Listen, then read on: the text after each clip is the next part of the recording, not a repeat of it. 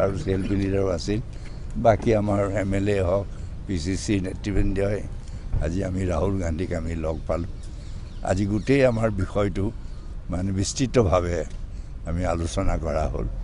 যে বিলখন আমি কিয় অপোজ কৰিব বিচাৰিছোঁ বা তেখেতেও সুধিছে যে আসামে বা নৰ্থ ইষ্টে কিয়নো এইটো কৰিব বিচাৰিছে আমি গোটেই যে সংবিধান বিৰোধী এইটো আমাৰ ধৰ্ম নিৰপেক্ষতা যিটো আছে যেহেতু ষ্টেটবিলাক ভাষাৰ ভিত্তিত হৈছে যেহেতু NRCখন বা আসাম একৰ মেইনলি এখন ভাইলেট কৰা হ'ব ঠিক অকল আমিয়েই নহয় গোটেই নৰ্থ ইষ্ট আজি জ্বলি আছে ঠিক আজি আনকি TMCয়ে হওক JDUয়ে হওক সকলোৱে তেওঁ বিৰোধিতা কৰি আহিছে অসমৰ সকলো ছেকশ্যন এক্সেপ্ট BJPয়ে এই ধৰণে আমাক আলোচনা হৈছে তেখেতসকলৰ স্থিতি কি হ'ব কংগ্ৰেছৰ আমি বিৰোধিতা কৰিম মতদান কৰিব বিলৰ বিৰুদ্ধে মতদানেই কৰিম এইটো একদম স্পষ্ট তেখেতৰ পৰা যিটো আমি পাইছোঁ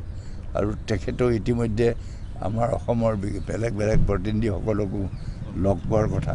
আমি সন্মতি প্ৰকাশ কৰিছে সেয়েহে আমি আটাইবোৰ সুখী আজি তেখেতে আমাক যিটো আশ্বাস দিছিল যে এই ক্ষেত্ৰত অল ইণ্ডিয়া কংগ্ৰেছে আমাক আমি যি ধৰণে বিচাৰিছোঁ এই বিলখন বিৰোধিতা কৰাত তাত তেখেতে পূৰ্ণ সমৰ্থন দিছে ধন্যবাদ